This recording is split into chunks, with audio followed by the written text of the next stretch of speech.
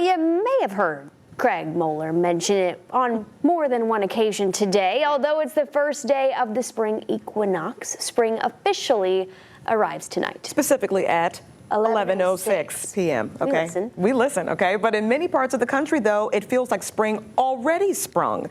So let's talk about that now. And weeks ago, this really started to happen. The shifting start of the season causing a host of new problems, from bugs to bears to more pain for allergy sufferers. Yeah. ABC's Lionel Moise has all of that.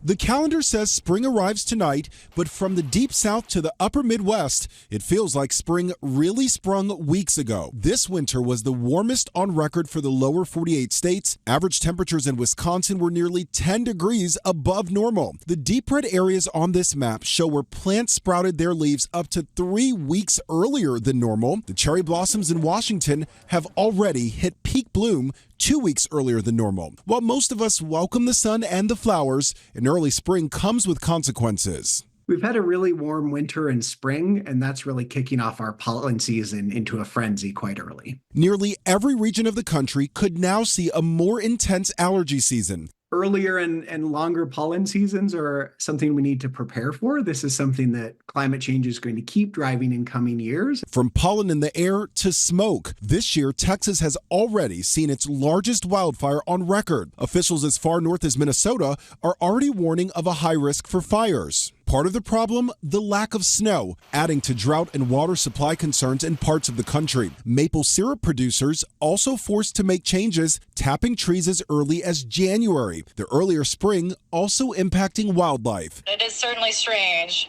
in the beginning of February to see so many bears out. Bears have been waking up from their hibernations earlier. People have already been warned to secure their trash and bird feeders.